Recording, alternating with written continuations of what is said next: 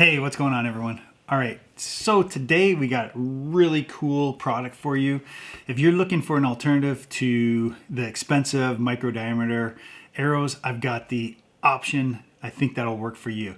And it was on sale. So stick around till after the break and I'll show you exactly what we got. Roll that intro.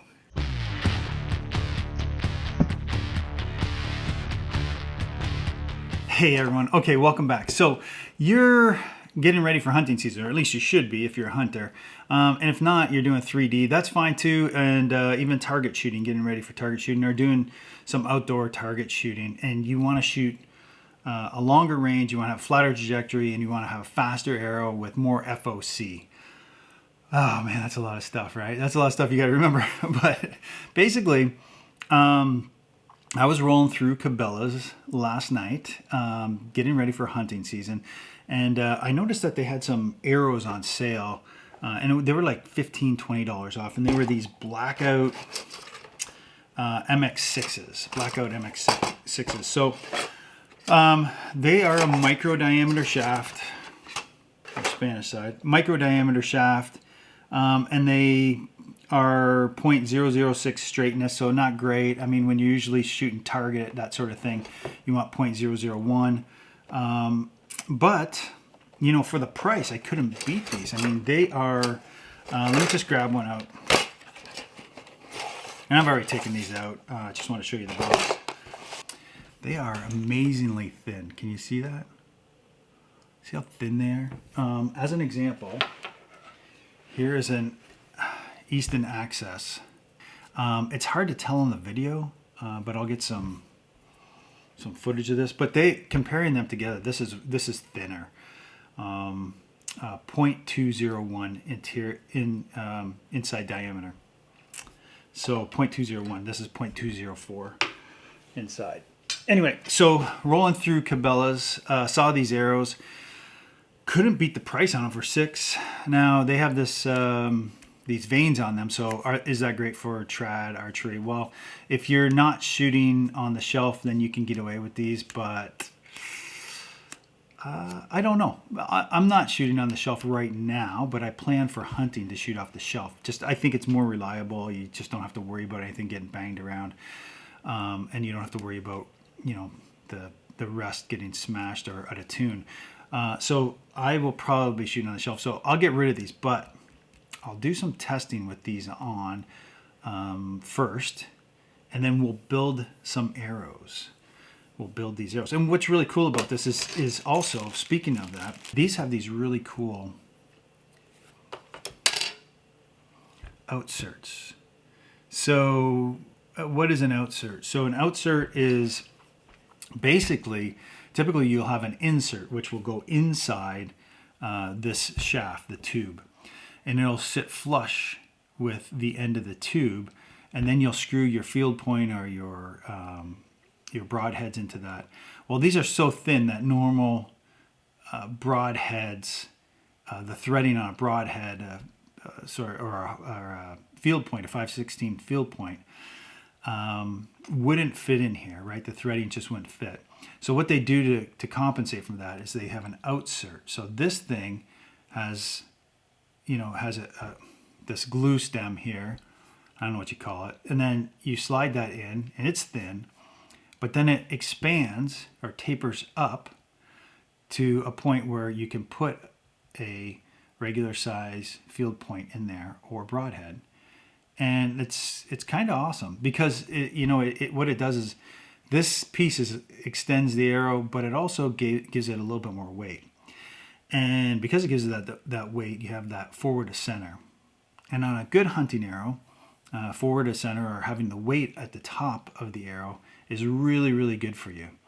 It just has better penetration. And because these are micro diameter shafts, as that hits the animal, there isn't a lot of friction going through the shaft until you get to the feathers or veins, right? So the veins, especially veins, will or feathers that are not filed at the front, will stick in an animal, and you won't get that pass through, that really clean pass through that you want.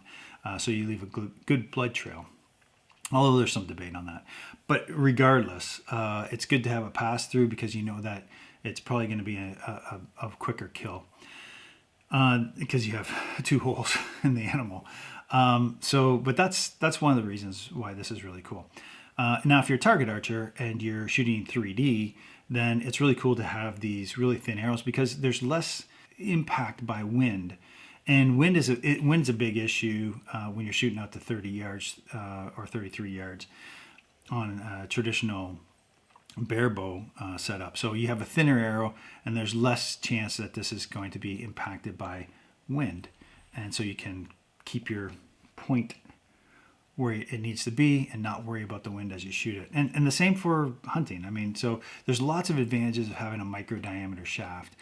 What are the negatives of having a micro diameter shaft? I really don't know. I don't, other than maybe tunability, I don't know, because, you know, sitting on a shelf, you're typically used to it sitting a little bit higher. It's a little bit fatter. One of the disadvantages on indoor and target is that the shaft is so thin. And this is my indoor target arrow, and this one is clearly, you can see the difference in size, clearly, right? I don't know if you can, there you go. And so that is like a line cutter, right? These are Carbon Express X-Busters. And so when they hit the target, you know, here's the center point, and then there's a big diameter around the center point that could cut a line, right? So if on this arrow, if you're really close to the line, you might be out. This one, no, you'd be in the line. So you get those extra points. So anyway, I don't like giving away points. That's why I use those in indoor. These, though, when you are shooting at an animal, I think penetration is real important. So anyway, well, let's build a couple of these up, and I'll take you through that. We'll go to the Archery Geek lab. Let's go. Okay, so we are back, and I am going to build these MX6 arrows. Again, they have the outsert, and I just have to glue them in. And what I'm going to use today to glue those in is, and I'm sorry for the noise, this is the furnace room too. So this doubles as my workbench and the furnace room. So I apologize for that. I'm going to use this Cool Flex by Boning, and it is a low melt glue. And you know, I'm not sure whether or not this is going to be good or not. I don't know. I know people are using this now. People, friends of mine that have said that they've used it and they love it. I'm used to using this hard stuff. And I've been using this same stick. It was about the same size. When I first started Olympic recurve archery, that was years ago, and I was making aluminum arrows. So I like this stuff. This stuff has been really good to me. I haven't had any inserts pop out or anything like that, but definitely if you're new to making arrows, a really good tip is that you always use this hot melt glue. So you're going to glue this in, and the reason we use hot melt glue is because if I have to heat this up to pull this out to tune the arrow, maybe cut the shaft a little bit so that my arrow flies straight, then I can easily heat this up and pull it out, as I said. If you use something like fletching glue or super glue, you're not getting that thing out. Or you might, but it's not going to be as easy. Anyway, so let's do that. Okay. So that heats up pretty quick because it's aluminum. All right, so this low. All right, that looks like I got a bunch on there. And I don't want to heat these things up too much. All right, then slide it in, and then rotate it as you're going in, and you'll get that bead at the end that will stick out. And then just take a cloth like this, wipe it off. You're done. So that's one. You have to leave these for 24 hours. So once that's done, set it aside for 24 hours. In fact, I'm not crazy about wiping the glue off. I don't know that that worked well, but I'm gonna clean these later anyway. So, all right, so that's one done. Let's grab this one, grab our pliers, heat this up again.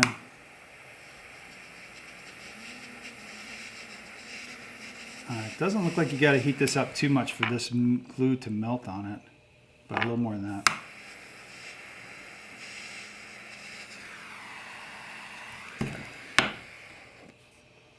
And then I'm just basically running this over the edge, trying to get as much glue as I can on there.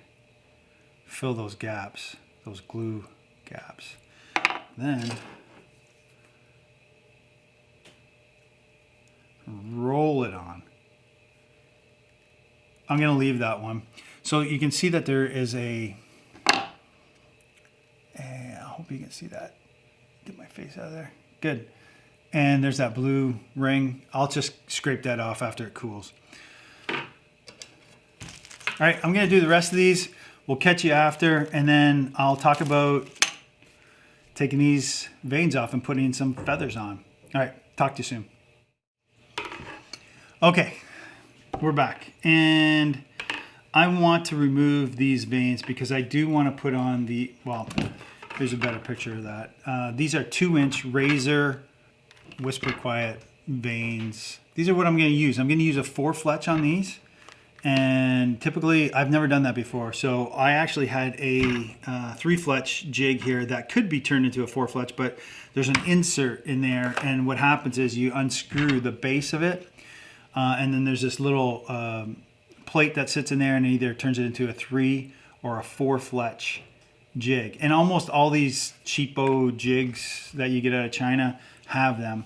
You know, you can get a Bitzenberger jig and spend 150 bucks, or you can get one of these for $39 and you get a straight jig, and you get a helical, a straight jig looks like that, or you get a helical jig that looks like so, and has that whoop-de-whoop in there. Anyway, so I lost the one on this, so I had to buy this again, so 39 bucks. So total I'm into it, you know, 70 bucks.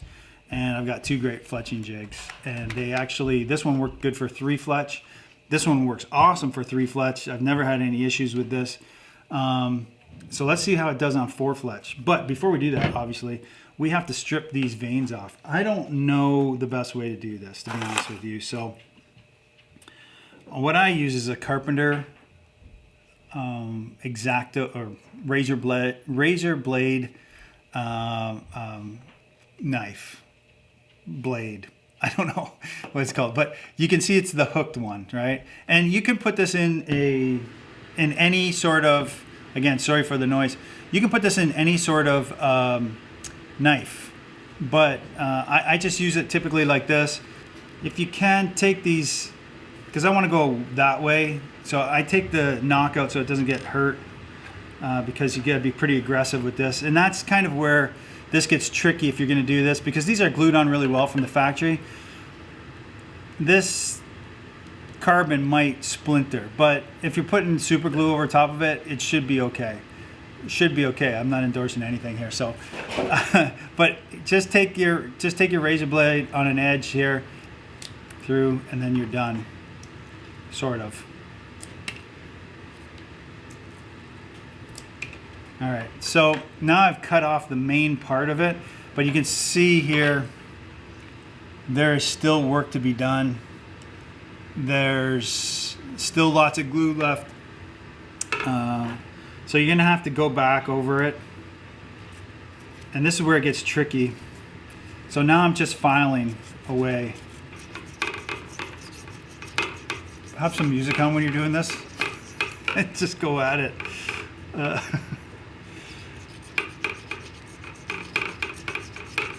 Until it feels smooth.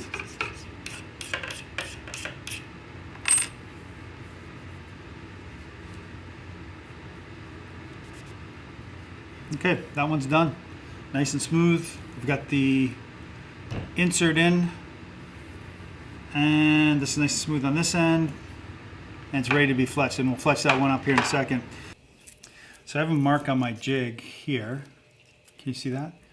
So that mark is where I put the back of the feather. And these ones kind of go on an angle. So they go on an angle like that, so I'll put this mark right on that spot.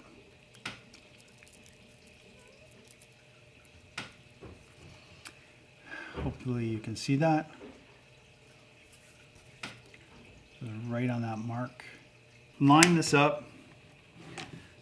And the reason I don't have this screwed in is because I want to show you that there's adjustments on here as well, and then that can move that in and out of alignment here, up and down. So you want to align your fletching so that it is flat on the arrow, as flat as possible.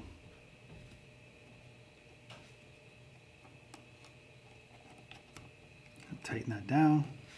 And if you like, you can do a slight offset. If I can get this loosened. But I am not doing an offset. Okay, so that's that. Now, here's the tricky part. This is Gorilla Glue. It is, and there's lots of different types of Gorilla Glue, but this is the brush and nozzle. So I like to use the brush, and I like to use cheaters too. So I got pretty good eyesight with my contacts in, but I always put on some cheaters, and then I get even closer to the action. So it's kind of like magnifying it, so I can see how much glue I'm actually getting on there and how much I'm not.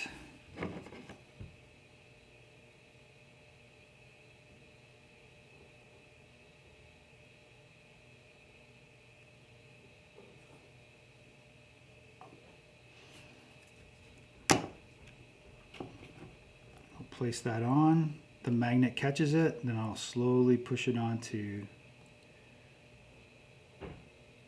the arrow. You'll leave it for a second or two. It's super glue, so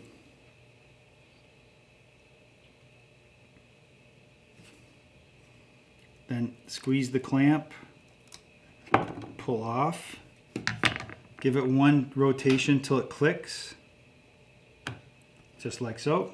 And you notice that was a white arrow, or sorry, the white fletching. And then I'm gonna do a red one. So white, red, because I'm fancy that way. All right. There you have a nice 4-fletched arrow. Guess what? They made these red too. I don't know why. The fletchings are originally this green and white, and then they had red outserts. That is a nice looking arrow now. That's a really nice looking arrow. White knock. I love it. All right, I'm going to do the rest of these. I will show you them when I'm done, and then I'm going to shoot some. Again, these are 400s. They are full length. They're 32 inches. They're 400 spine. I'm shooting about 45 pounds. I'll give you the total weight once I go shoot them and once they're all built, and then I'll show you that in a minute. Okay, see you next time. Hey everyone, so I wanted to really give a good recommendation on these because I thought that was a great low cost option for a micro diameter shaft, but I'm going to be honest with you, this was a complete waste of time trying to tune these. It was impossible. You know, they're marked 400 as a spine, but you know, they're really noodly. And they stiffened up a lot. I mean, so just here's my methodology. I took the full length arrow, I fletched it with 4 feathers. I put a 125 grain insert on the front, and then I shot the arrows. And I left one without fletchings on it, and the one without fletchings is gone. It was destroyed. And my bow at the time was at 45 pounds, and it hit the back wall at my indoor range and just destroyed the arrow. And so that usually doesn't happen to me on a 400 spine arrow on 45 pounds. They usually fly pretty decent at that. But again, they were 32 inches, so maybe they were a lot weak. So I cut them down to 30 inches. And just if you're new to how tuning an arrow works, is you trim off little bits of the carbon with a cutoff saw, and then you re-put the insert in, and then you fire them downrange. And you saw some of that footage of, you know, me doing that, taking these in and out, taking these in and out. And then I would also change the this from actually 80 grains all the way up to 200 grains. And so I just couldn't figure it out. I was like, 400 should be fine. Well, maybe they're too stiff, you know, because I really couldn't get a good read on them, stiff or not. Typically, if an arrow is too stiff, it impacts to the left of where you're looking, the left of where you're looking. That would be for you guys this way. And if it would be this way for you guys. And then if it's too weak, it impacts to the right. These were flying like all over the place, and I could not figure out too stiff or not. Anyway, eventually cutting off, you know, 2 inches of the arrow told me that they were too weak.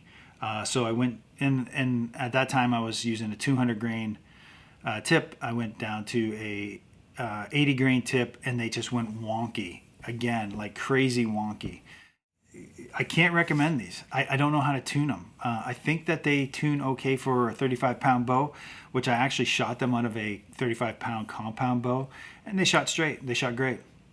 So if you're want low poundage, you know, you can pick these up and they'll fly great for you. But they're not, don't think of a 400 spine that you would traditionally, if you look at a chart, 400 spine, 30 inches, the 120 grain insert or tip, that should get you to, you know, around 45, 46 out of a recurve, you know, somewhere in that area. But anyway, so cannot recommend these. Not going to be part of my hunting setup. The 4-fletch was easy enough to do. You got a chance to see that. At least it wasn't a waste of a video. And I apologize that I couldn't make these work. Anyway, my opinion for hunting, now they come in 340 spine. I could go buy the 340 spine, and again, it would be a good value. But I'm not willing to risk it again because just I'm not. And so anyway, the other thing is too, for hunting arrow, they are a little light, but I like a light hunting arrow, despite what, you know, popular belief is, you know, the heavier the arrow, the better it is for hunting. White-tailed deer, I mean, almost, unless you have a really, really terrible shot, this thing would pass right through them with a 2-blade broadhead on it, like no problem. Except these ones won't, because they're not gonna happen on my hunting rig. But so I pulled these out. I haven't shot these in years. I've had them for about 2 years. These are the Easton Access, and I've got a 3-fletch on them, helical,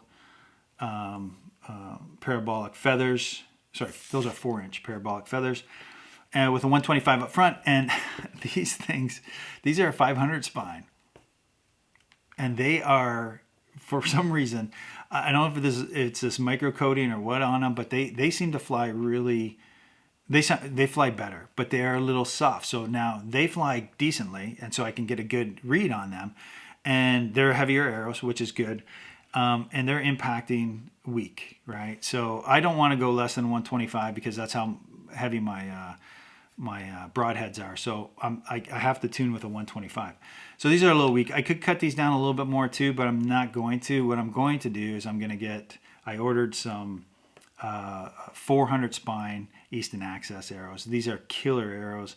They're 5mm, 0.204 interior, inside diameter, I should say. I think that's inside diameter. So anyway, that's what I'm going to be using for hunting this year. I hope, I don't know, but again, I'm going to have to do another video once I get those arrows in. So that will probably be my next video.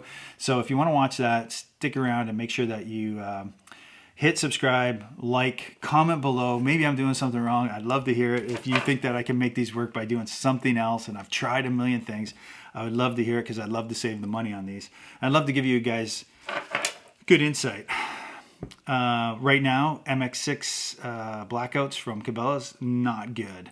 Not good at all. If you go one size up. So if you think you're going to do a 400, you probably need a 340. If you think you need a 600, you probably need a 500, etc., etc. So yeah, that's it. Guys, don't forget that I have some swag now. So we got cool t-shirts, you know, with the Archery Geek logo on them. If you're interested in that, help out the channel, you know, go down and take a look at those.